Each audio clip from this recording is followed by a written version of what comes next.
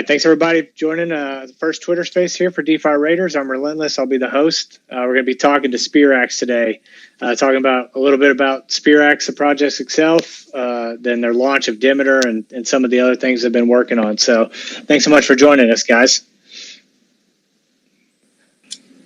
Thanks for having us. Yeah, thanks for having us. Yeah, I was pumped to be able to get something worked out with you guys. The reason I was wanting to really talk to you guys is because I've hosted Dyad previously and talked to some other stable projects, and I'm super intrigued in kind of like the stable coin wars that are kind of happening, like who's going to figure out the decentralized stable coins first, or who's going to make the best project, what's going to be the best model. And there's so many like different perspectives and different approaches to it. So like being able to, to see the different approaches is something that I'm super interested in. So glad to be able to get you guys on here. So first, you guys want to go ahead and give a little team intro and background? Sure. I can go first. So I'm Shubhajit. I lead product and strategy at Sperax and Demeter. Started my career in investment banking, actually. Worked there for around a year and then switched over to the tech startup world. I've done multiple hats around the startup ecosystem, and then just by chance entered the DeFi world, but have been completely hooked ever since. I did it for the last two and a half years, right? So, and that's pretty much it. So yeah, Alec. Yeah, hey everyone. I'm Alec. I do growth here at Sperax. My background with crypto, so I got involved in it while at university. So I graduated a couple of years back, and while I was an undergrad in 2016, we had a couple Bitcoin left over from actually a fake ID that we were purchasing because we were 20 and wanted to go to the bar. So we had some Bitcoin left over after that purchase. Yeah, the OG use. Yeah, so it was like, okay, just like unfortunate that was my first exposure to it, but it actually kind of sold the tech to me, like in a way, because I was like, holy crap, I just paid an individual, got the products, and they don't know who I am, I don't know who they are, whatever. So I found this thing called Ethereum. I asked everyone at the university, hey, do you know this thing called Ethereum? Do you know smart contracts? No one was familiar, so we started a club. It was primarily a trading club through 2017. Then once the price corrected, it became a consulting firm. So I've been working as like a crypto blockchain consultant since about 2018. And then after I graduated, I stayed involved at the university. I continued to advise that project. But then I set off to work in the space in a more hands-on capacity. And then I got connected with some of the Sperax founders. And then late 2020, I joined that team, but primarily, like I've just been living and breathing this stuff ever since I found Ethereum back in 2016. Oh, very nice. So where all is your team located out of? Where you guys obviously different parts of the world, but mostly U.S., Europe, or what? Yeah, I'm located here in New York City, as is Sub, and then we have some team members in the United States, as well as some team members all over the world. Some in India, some out of Eastern Europe. So we have a team of about 12 now. Oh, very nice. Cool. All right, so cool. Now that we've done the intros, let's get like a quick overview of what Sperax is as a protocol. We're going to focus a lot really on what you guys are doing with USDS and then also with Demeter. So, but just kind of an overview for anyone who's not familiar with Sperax.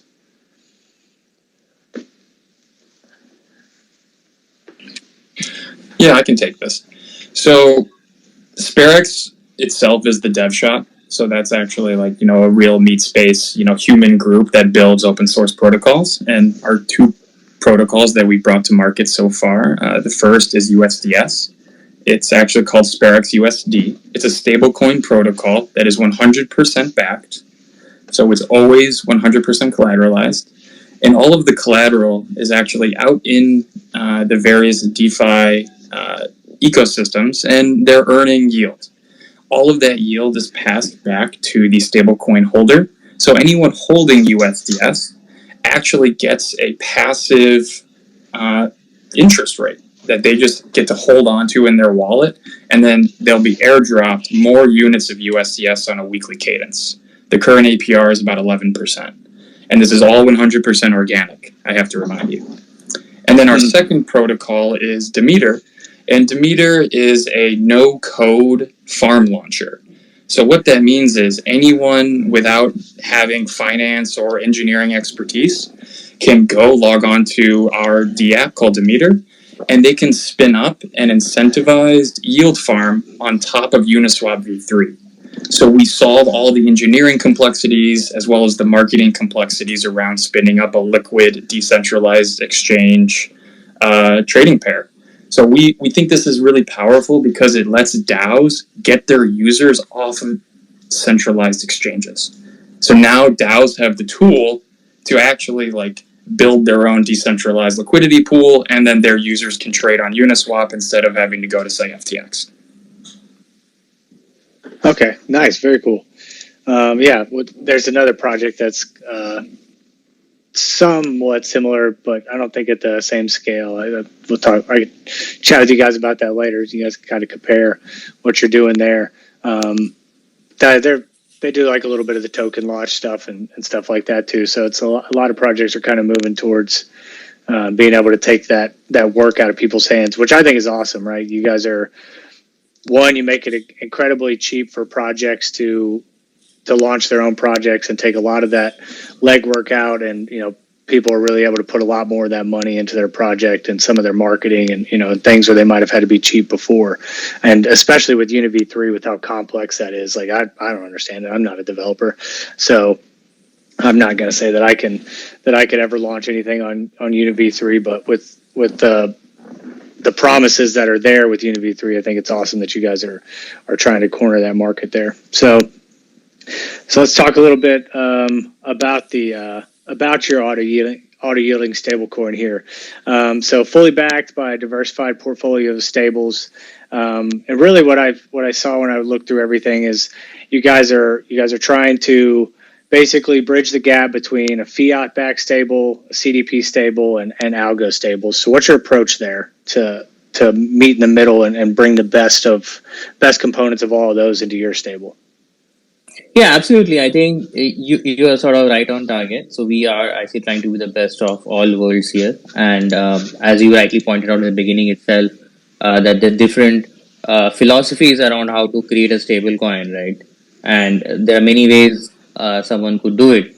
But essentially, after everything, it all comes down to how do you generate yield, right? I mean, at the end of the day, this is DeFi. You have to generate yield, right? So our philosophy is quite straightforward. So we want to primarily use so all these stable coins have their own risk, right? So we want to always be a basket of these stables, which allow for risk diversification firstly. Okay, so it allows you to diversify your risk, and then secondly, you benefit from the yield farming, the yield opportunities that these stablecoins provide on different indexes and lending platforms and bridges and stuff like that. So that allows any user without significant knowledge, without any knowledge of DeFi, to earn a passive income by just holding USDS. So it's mostly catered towards that user segment. We have had a lot of success with that segment as well, with Streetbeat being one of our fintech partners. So essentially, it is for anyone who is looking for a passive yield without having to do all those things that are related to DeFi. Like you have to first deposit. Let's start with the beginning, right? I mean, you have to first approve spend of tokens, then you have to deposit, then you have to claim. They have to sell the claim tokens, and maybe you have an approval transaction there as well. So we are automating this entire process of having to do 5 or 6 transactions if you want to generate yield with your stablecoin with just one single transaction where you just on ramp into USDS. So it's as simple as that. And I mean, we have one of the highest liquidity in terms of stable coins, like all stable coins on Arbitrum. So you can easily come in and out of USDS with USDC or any product that you have on ramped into. We have a very strong ETH USDS pool right now, so you could even, if you have ETH bridge from layer one, you can just purchase USDS with that. So so that's the core philosophy behind USDS, and that is what we are trying to build as well. So we don't know for sure whether CDP will succeed, whether Algo will succeed, or whether a fiat-backed stablecoin will succeed. But essentially, all of them have something which can contribute towards DeFi, and we are trying to bridge that experience of being a index fund or product which is backed by all these stablecoins.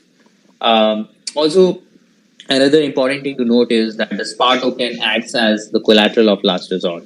So that basically provides the backstop against any other significant collateral depegs or any loss in yield strategies.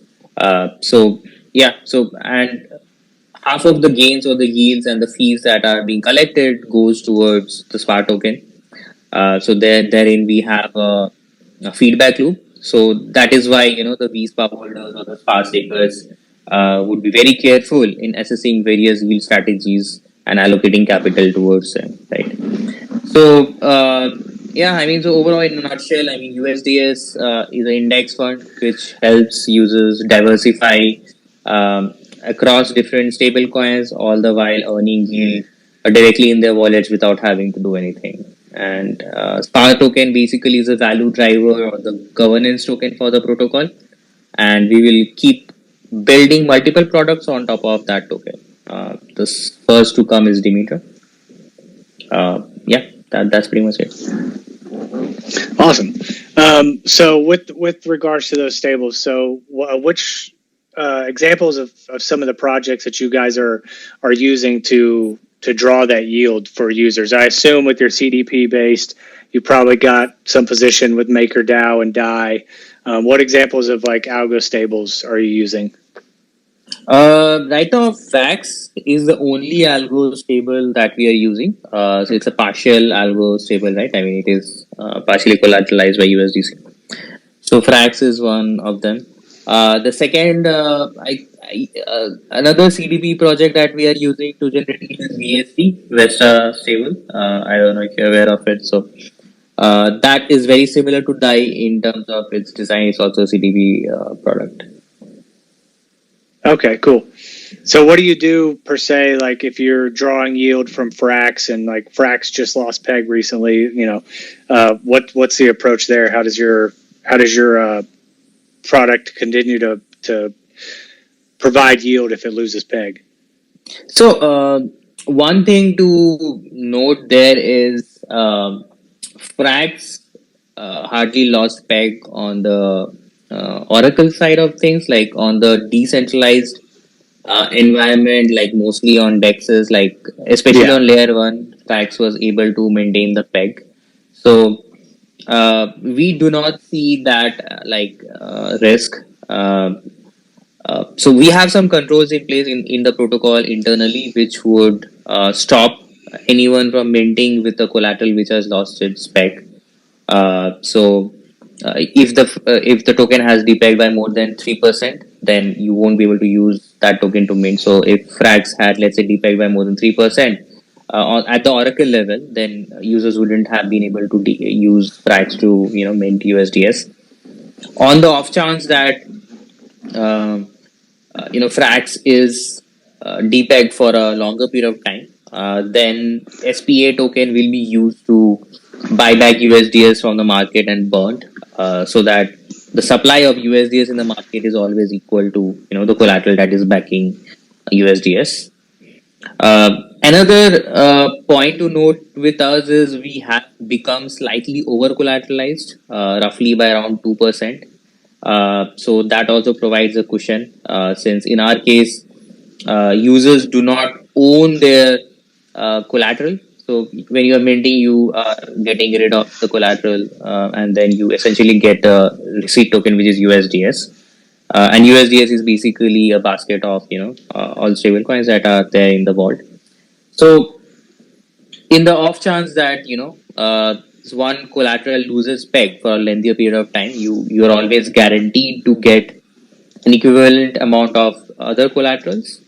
And to prevent any kind of bank run situation, we have ensured that SPA is always available in case the vault runs of collateral. So that is the last event that would take place.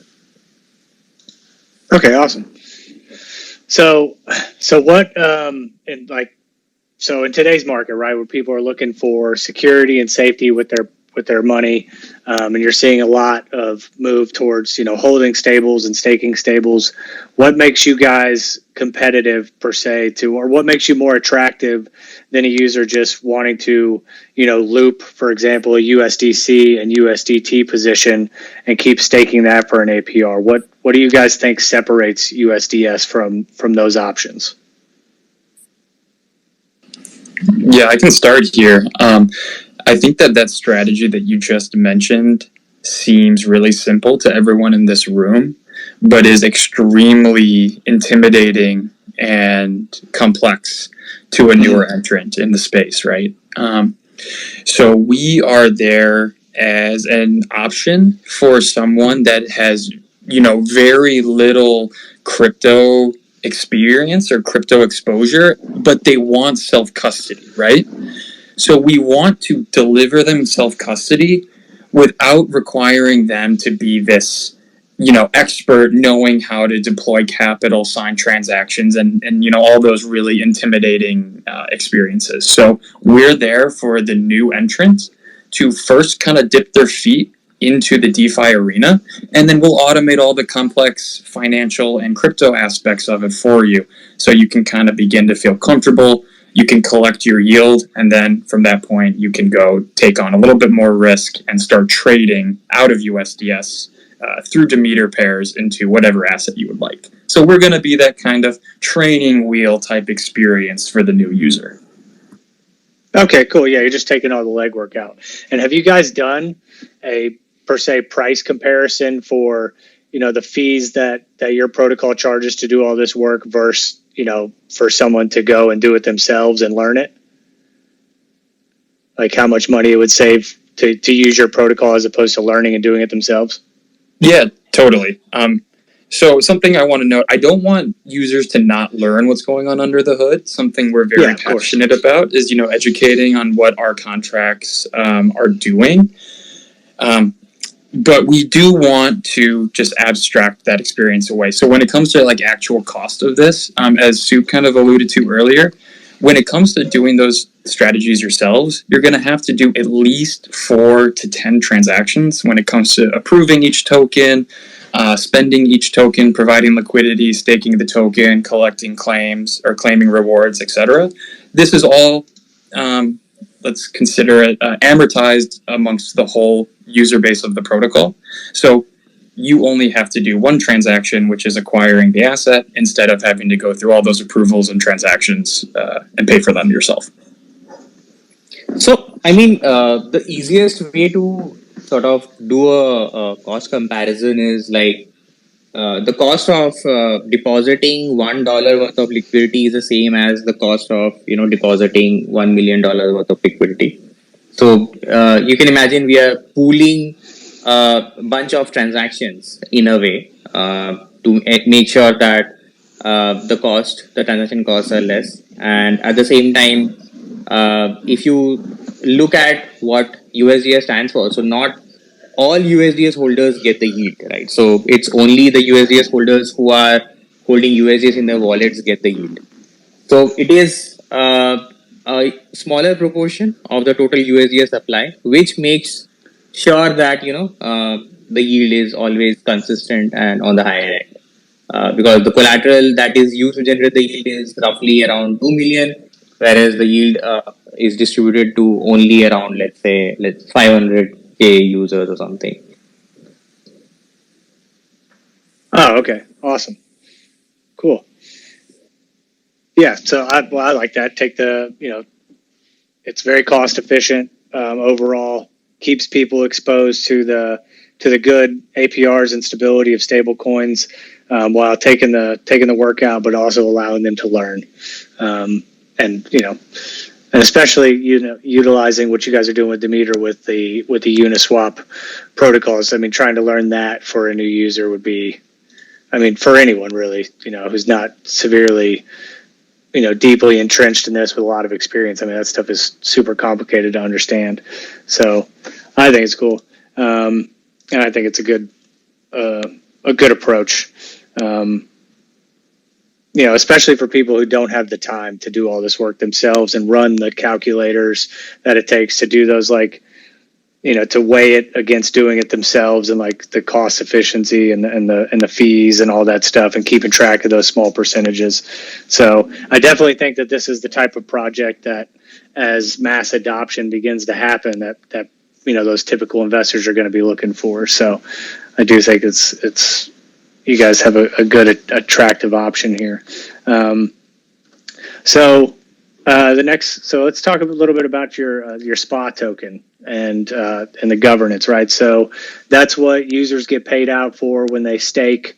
They get paid out from the farms, right, in the SPA token, and they can stake the SPA token for extra APY as well. But what are the other? SPA is also used for governance, right? So what are all the benefits of SPA, and what are all the use cases there? Yeah, I can take that. So SPA is the primary governance token as of now. So SPA owns USDS protocol.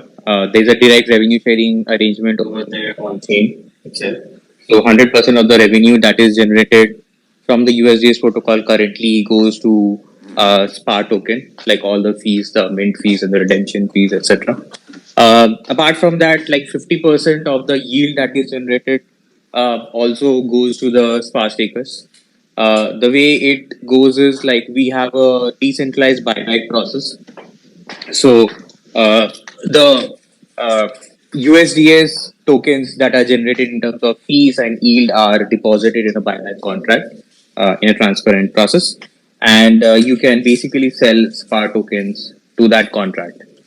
And and then half of that SPA tokens are burned. So there's a burn mechanism as well, which organically leads to deflation of SPA tokens. And at the same time, it also makes sure that half of the SPA is distributed to SPA stakers so that their governing power keeps increasing. So that's the narrative, right? I mean, you govern to get more governance. Apart from that, the SPA token, if you want to liquid stake SPA token, it's also possible. You can use Plutus DAO for that. So that allows SPA stakers to essentially stake in the protocol without having to, stake for a longer period of time. Since in the current staking model, the VSPA contract, if you want a lot of governing power, then you have to stake for 4-year time period. If you want liquid staking, then you can use Plutus to stake and earn SPA token rewards, and as well as you can also earn PLS token rewards. So that is one way to benefit from the SPA token. SPA token will also form the cornerstone for multi-chain gauge. So essentially, VSPA holders will be in charge or ably responsible for voting on the emissions of different Demeter farms in future.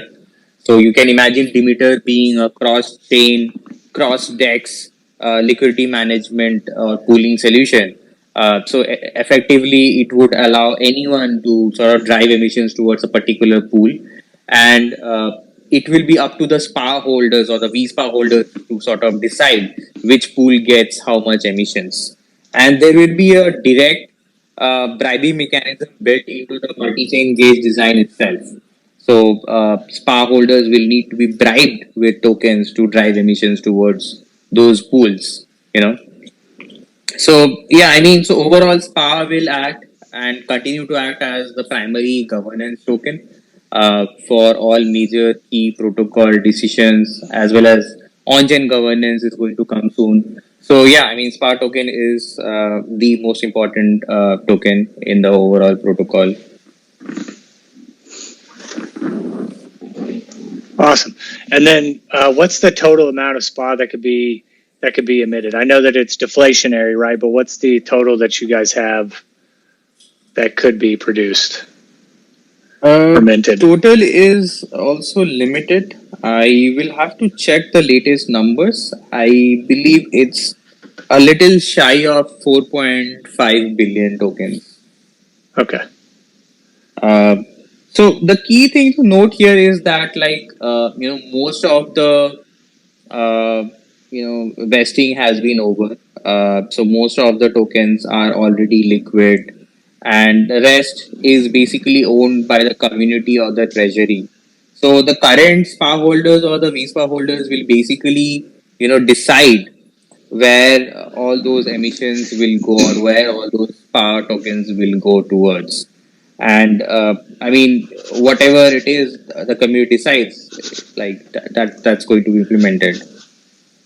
Nice. And how much of SPA is currently staked?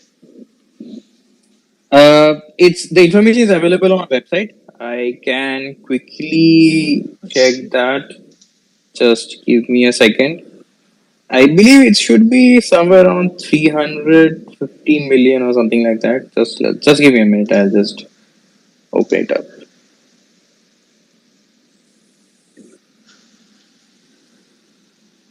Yeah, total VSPA balance is actually around 590 million. Total SPA staked is roughly around 183.5 million. Okay, nice. So it is approximately around 12% of the total circulating supply right now. Okay. And what would be your ideal goal that you guys think is feasible to get locked? Uh, I mean, we are aiming for at least 30% over the course of the next year or so. I think that's the target. Both including the burn mechanism, we hope to reduce the circulating supply, and we want to effectively continue increasing the staking rate as well by going cross chain and different other initiatives that we are taking. All right, cool. All right, so then, cool. I appreciate you breaking that down. So, last kind of question I want to talk about there with just SPA before we really, get into is Demeter is how has your peg stability been so far? What major issues have you guys had with drawing and maintaining TVL, like especially with the current market? Unfortunately or fortunately, we did not have any issues with peg stability. It's understandable that USD is always trades slightly below the peg. I mean 1% or something like that. Not 1%. I think 0 point something, 0.1%, like uh, 10, 15 basis points because of the redemption fees that we have in place. But otherwise, like, we have not faced any issues with peg stability because minting and redeeming is always available, has always been available to users. And it is 100% collateral backed. So we have not faced any issues in terms of stability for um, the peg. And what was the other question again? I mean, Oh, just what have you guys had any issues drawing or maintaining kind of TVL within the project, especially like given the current market conditions? yes, we definitely are seeing some pressure in terms of reduction in TVL over the course of the last few weeks since the FTX debacle happened.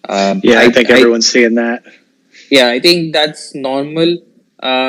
We have also seen a lot of tokens flowing from centralized exchanges to decentralized wallets, but we have not seen any activity that has started there. Right? I mean, people are still cautious, and they are still recouping or trying to make sense of what's going on around. So yeah, I mean, definitely, we have seen some drop in TVL.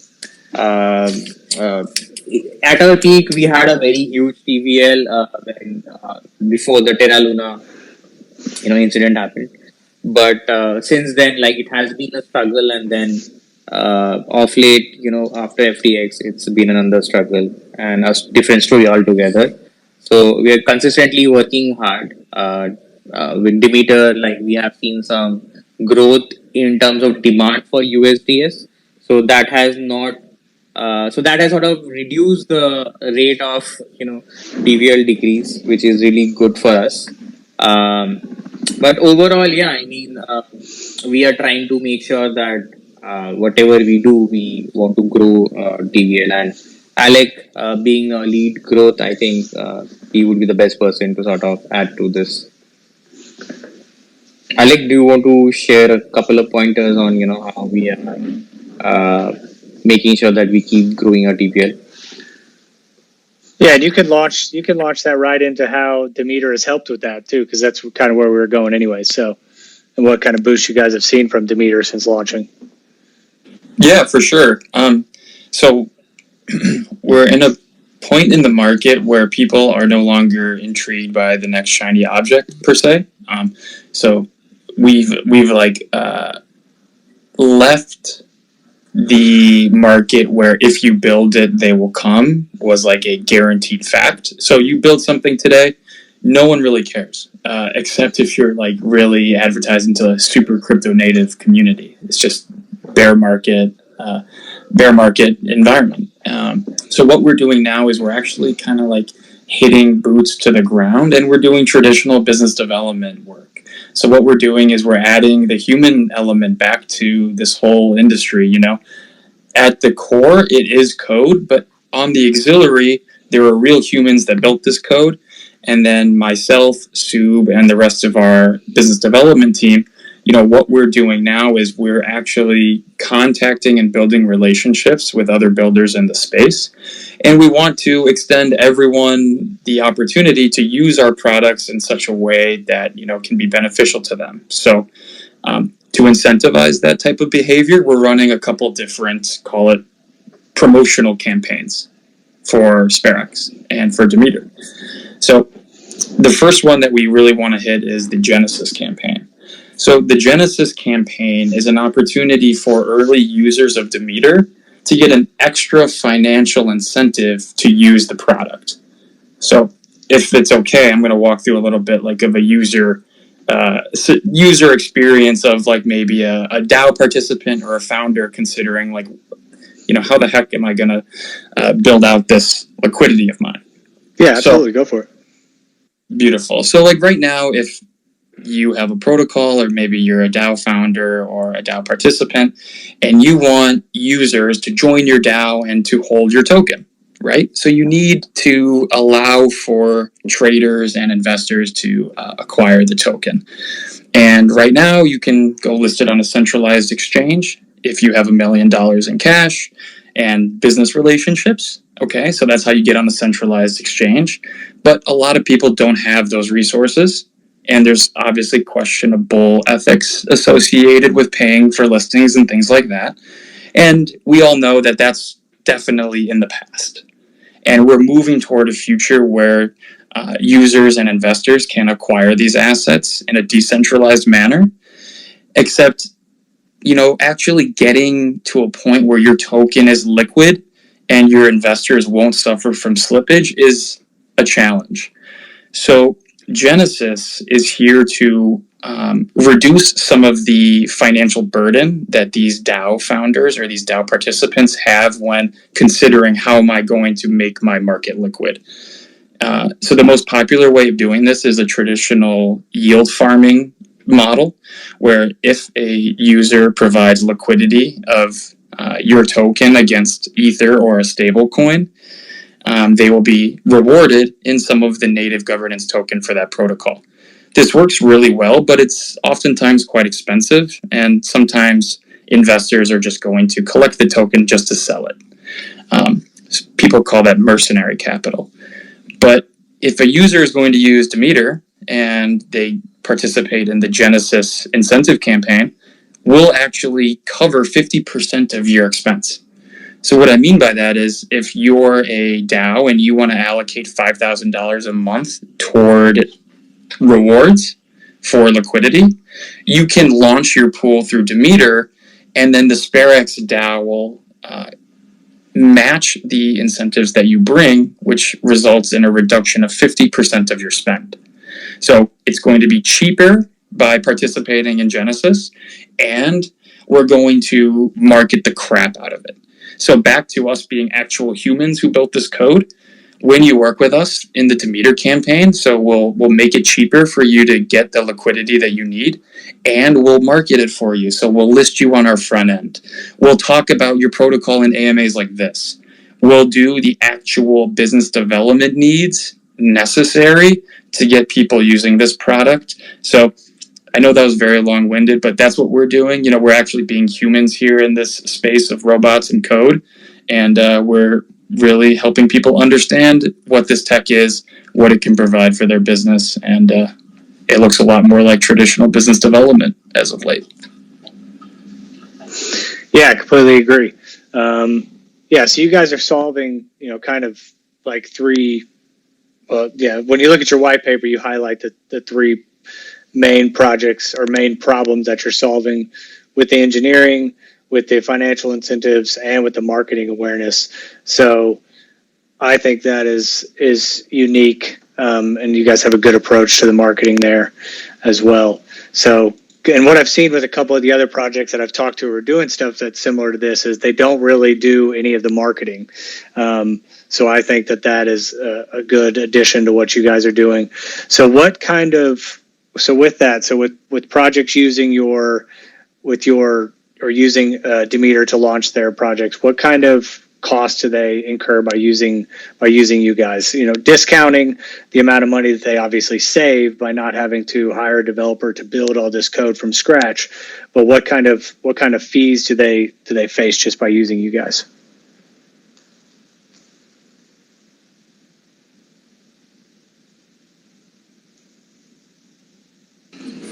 Yeah, so the protocol, it's permissionless at its core. By that, I mean that no one can tell you not to use it, but there are going to be fees associated with it. So the fees really are just like, I view them as like convenience fees. So the code is open source. If you're a DeFi expert, you can go copy and paste the code and not pay any fees. But if you are going to launch a farm through Demeter.sperax.io, there will be a $100 fee that's paid in USDS if you're going to pair against USDS in the pool. And if you're not going to pair against USDS, say you want to pair it against ETH, it'll be a $500 fee. And that fee is collected by the Sperax protocol and distributed to SPA holders, stakers rather. Oh, so it's just a one-time fee. There's no like continuous fees on, you know, any liquidity that's moving through there? No, and the important point to note is this fee is only for protocols who are launching the farms, not for depositors. It is completely free for depositors. Like, we don't charge any fee to depositors in terms of liquidity or anything. In fact, depositors would also earn, apart from the emissions, depositors would also earn the fee from Uniswap. So, yeah. Yeah, that's pretty cost effective for people. Yeah, I think for depositors, the only things to consider is impermanent loss, the risk of the underlying tokens which people are going to get. And yeah, I think they should learn more about the protocols that they are investing in and that kind of stuff. I agree. So why was Uni V3 the ideal model for you guys, right? So, and then what are some of the drawbacks, right? So, for example, is the V3 model really feasible for a project launching like a microcap shitcoin, or is this more for DAO type projects that are really going for long term growth, or is your model built for both?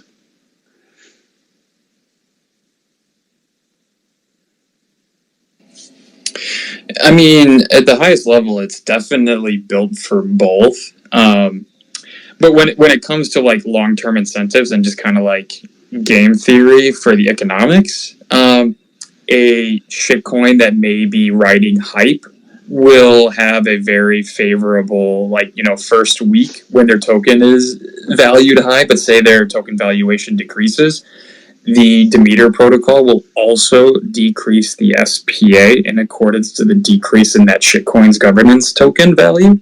So it's capable of handling both. But when it comes to protection of SPA, we have those protection mechanisms in place. And from a long-term value accrual standpoint, I guess it can handle both. I'm just trying to think through the negatives of a shitcoin, and I guess it would just be in very heavy emissions as their token price decreases. But it's ready to handle both. Yeah, so I mean, to add to that, Alex's point, I think it's important to understand the cost effectiveness of use of V3, right? Sorry, I had an alarm on in the background. So Uniswap is anyways cost effective because for the same amount of capital, you are able to concentrate liquidity at a shorter range. So imagine this, like if you had, let's say, $100, and if you put that, or if you incentivize liquidity on, let's say, Sushi or Uniswap V2 with that $100, then let's say you get $1 million of liquidity. For example, let's say you get $1 million of liquidity. Now, that $1 million of liquidity is spread across the entire price range of 0 to infinity, which means that to maintain the current price or to ensure that your users have low slippage and a good user experience acquiring or selling your tokens, you would have to have a lot of liquidity in V2 style exchanges. But in case you are on, if you're incentivized liquidity on Demeter and you're using it for V3, basically. So for that same $100, let's say if you are able to raise $1 million worth of liquidity, that liquidity is tightly concentrated in a price range which you decide or which the protocol decides. So this ensures that it is a better user experience for your intended participants. And we also are going to build a swap page which would facilitate, these transactions, and we'll be taking the users through these emitter pools to make sure that these pools are utilized for actual liquidity purposes. I don't know if that answered your question, but yeah. Yeah, absolutely. Yeah. That's cool. I'm looking forward to seeing that. I've been digging through the protocol for a while. I actually found out about Sperax from another group that I'm in with Fiery Dev, and he had posted about it a little while ago. I'm sure you guys are familiar with him, and Phantom. So that's what. But yeah, it's cool because you guys have continued to develop and add new things, and it's I'm looking forward to seeing that too. And then so cool. So thanks for breaking that down. Moving on a little bit from the UniV3 model, really I want to talk about some of the things that you guys have managed to do with Demeter, and your launch partners, right? So, GMX, Plutus DAO, Layer 2 DAO, Vila, and then you guys just announced a partnership with Camelot Dex. What are you guys looking for with your partners? How have you managed to incentivize these guys to work with you? And then what are the benefits there for your users working with these projects? Yeah, well, I can start. When it comes to talking with these groups, we just are really serious about building open source permissionless tools. So when we kind of show what we've built thus far, we explain who we are and what kind of makes us tick. These partners are very interested in working with us because we have very aligned visions for the future of finance, particularly being permissionless and unstoppable. So, that in addition to the Genesis Demeter rewards was a very aligned relationship. So those conversations were really smooth. But when it comes to kind of the benefit of what does it mean for USDS or what does it mean for SPA holders that we're working with, say, GMX? So in addition to just being affiliated with these really tier one protocols that have really exceptional open interest and TVL, is the fact that all those tokens, which are in really high demand, they're traded against USDS now. So what this means is if a user has ETH and they want to buy GMX, it may very well route directly through our USDS pools, which is going to, drive trading fees to the LPs. It's going to make SPA more valuable. And ultimately, it's really just going to position USDS as the go-to stablecoin for Arbitrum. Yeah, the partnerships, they're really great, and we're really excited to see how aligned all the Arbitrum ecosystem projects have been. And it's just really exciting. A lot of collaboration and very, very aligned collaborative teams. Super excited to be working with an Arbitrum. So it's been great. Yeah, I really like your partnership with Camelot Dex. I'm a big fan of Meerden. I was a big fan of Excalibur when it launched. I know they were, highly exposed to UST and everything that happened with that. But to see them keep building, and I've been, talking with them a little bit. And so when you guys announced that, I was pretty excited because I'm a big fan of that team. So cool. And then I see that you guys are also with Vela Exchange. So that's another project that I don't think is getting quite the attention that they really deserve. But I mean, they're on the Velas blockchain, right? Vela Exchange? No, wait. Or am I confusing that? No, they'll be they're on ETH Layer 1 right now as Dex. Oh, that's right. But sorry, they'll be launching on L2. Velas blockchain. Okay, cool. Yeah, sorry. I was thinking Velas blockchain there for a second. Sorry about that. But real fast, can I speak to the Camelot thing quickly? Yeah, absolutely. I would love to. Yeah, I think that this is a really unique thing to think about because what it's showcasing is the ability, or kind of like it shows the position of Demeter. And what I mean by that is we're already in the process of integrating Camelot into Demeter. So this is kind of a proof of concept for the ability for other protocols to directly plug in to Demeter. So as we talked before, Demeter is really basically like an automation front end. So it just makes interacting with these protocols really seamless. So we started with Uniswap v3, but our second DEX is going to be Camelot. And then any user launching a USDS pool on Camelot through Demeter is going to earn SPA from the USDS part, and they're going to earn Grail from the Camelot side of things. So it's just going to be the first of many integrations. And then also, as users are earning SPA from the Genesis campaign, it provides an opportunity for them to earn more yield on their SPA. So if you earn SPA in the Genesis campaign through Demeter, go park that over on Camelot and compound your interest rewards. It's as simple as that. Very nice, yeah. Might have to take advantage of that. So I'm pretty excited about that, about the Camelot launch. I think that's a really good partnership for you guys. I think that was well done. And they're really aligned in the sense that they're here for Arbitrum, which is really just aligns with really what we're looking to achieve. We really want to lean into each respective ecosystem deeply and build intimate relationships with the teams and the founders. And we're seeing a lot of that out of Camelot. They're really committed to making an Arbitrum native DEX, and we want to support that. Yeah. And so with that, with the Arbitrum, I mean, why did you guys choose Arbitrum, right? There was a big push towards optimism for a while there, and everyone was kind of moving to optimism, and then people were kind of ignoring Arbitrum, and then stuff has started to pop off. But what did you guys see as the major incentive for you to build on Arbitrum? Yeah, high level, for our system to work really well and to keep the peg tight, we needed cheap transaction fees. So that limited our potential chains to, say, alternative layer 1s and layer 2s. So at that point, we started investigating Avalanche, Polygon, and then optimistic rollups on top of Ethereum.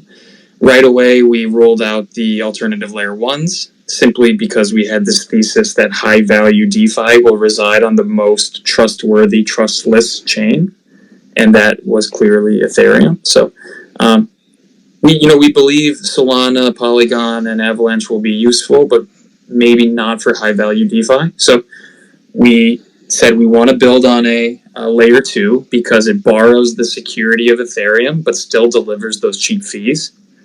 And then after talking with the founding teams of Optimism and Arbitrum, we just made the decision to go to Arbitrum. They had no token, and we just thought they were building a lot more based on tech as opposed to token hype. And yeah, pretty simple as that. Yeah, that's kind of, and I got the same feedback from a couple other projects that I've talked to. It was the same thing, and then just a lot of that was hype behind Optimism. And I think there's some great things happening over there, but I am a big fan of what's going on at Arbitrum, and you really, for what you're doing, you really can't argue with the fee structure there because, I mean, Optimism is, 10, 15 times more expensive than Arbitrum, if not more, when you look at the actual transaction fees there. So, which is just after, previously having been, super big into the Phantom ecosystem and then, just seeing the fees there and then kind of moving around to some of the others, it was like, oh my God, when you're used to paying basically nothing, it kind of starts to hurt when you see that it's 35 cents a transaction, which is obviously, nothing compared to what ETH was there for a period of time, even though ETH is cheap. But I think it's a good approach. I mean, you guys are clearly thinking through how to maximize your capital efficiency there and minimize fees, which is, definitely a good place to build on Arbitrum. So, all right, let's see here. Sorry, I got a little long-winded there. I didn't mean to. And then, so the last thing I kind of want to talk to you guys about is really about your marketing, right? So you guys are with Demeter is doing a lot of marketing for these other projects, but what has been your approach to your own marketing, right? Because I don't see, any, crazy campaigns out there for you. And like, I almost feel like outside of somewhat the Arbitrum ecosystem, being in those discords and stuff like that, is that you guys don't have a lot of visibility in some areas, but you still have a huge following on Twitter, right? So what's been your own approach to marketing yourselves? Yeah, this changes with time. It changes with where we are in market cycles. But something that's been of utmost importance to the marketing and the growth team is education. What we want to do and what our protocol is an automation protocol. So at the end of the day, we don't want to say this protocol is better than that. Simply, if you're interested in this result, which is yield on stable coins, we have a very simple contract that is going to do very simple actions on your behalf. And my job as a marketer and a growth person is to, communicate what is happening to their money in such a way that they understand the risks associated. They understand that the Sperax team can't per se move their money without them knowing. And as long as the community understands what's happening with their money, then all of a sudden they go, okay, this group, it's not like I'm trusting Subhajit or I'm trusting Alec or anyone on the team. All this is a public set of rules that my money will follow. So our MO has always been just simply educate the users as to what's happening with their money, and hopefully then the product will kind of speak for itself as long as they know what's happening under the hood. We don't want to over embellish. We just want to educate. Yeah, I love that approach. I mean, that's, I think, especially in this time and in this realm, is people are looking for those trusted teams that are open, that are honest, that are transparent, with a real working protocol. But teams that they can actually look to and think, hey, these guys are going to actually take care of my money and do things the right way. And if and then letting the protocol speak for itself. And I think obviously that's been super successful for you guys, and I think that's really what just a lot of people are looking for. So Yeah, and practically, I mean, what that means is like we're going to be doing AMAs on a weekly basis, which we've done for the last year. We write guides of how to use the protocol. We do like visual guides, kind of infographics, so you know what the heck the protocol's doing with your money. So yeah, the ways in which we deliver the education changes with the times and I guess where we are in the market, but it's our job to let them know what the heck the code is doing. And because at the end of the day, it really is like a public vending machine that anyone can use.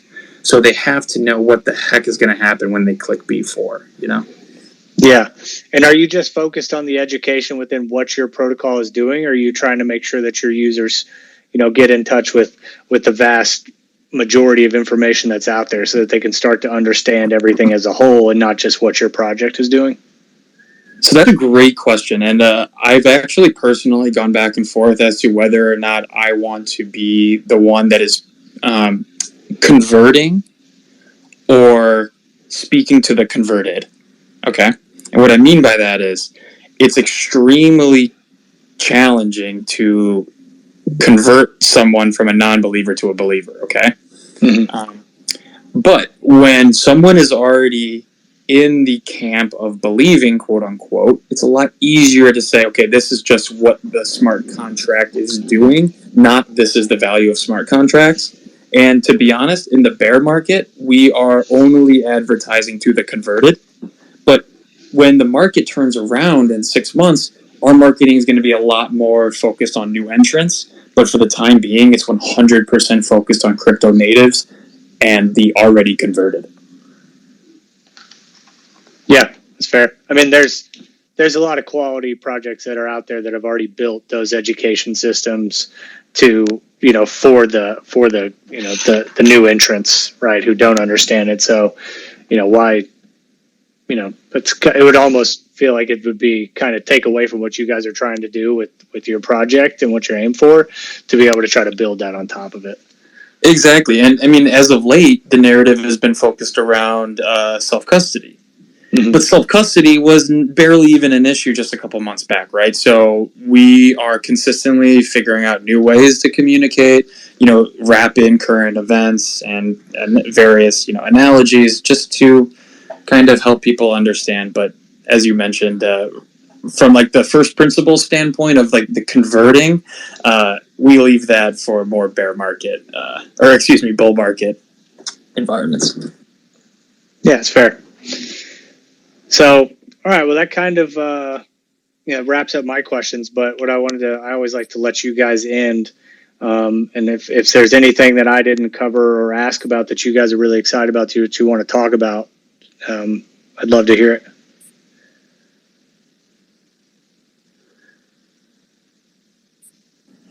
I can say one thing real fast. There's something called the economic flywheel phenomenon, which is present in our protocol, where so as we give out these Demeter rewards, what it will do is attract more TVL of USDS, resulting in more USDS minting. And as everyone knows, the more USDS means more protocol revenue. So more protocol revenue results in more SPA being burned and more SPA being distributed to stakers.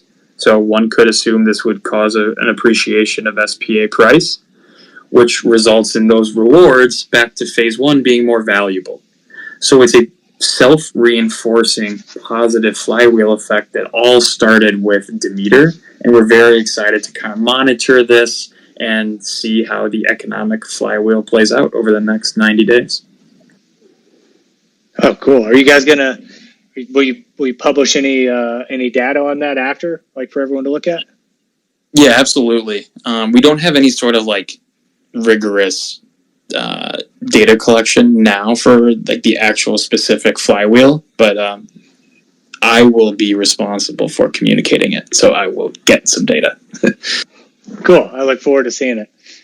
All right. Well, that I guess that kind of wraps up what I have, and I just want to say I really appreciate you guys' time and being willing to talk to me, and I look forward to seeing how Demeter plays out and what you guys do going forward.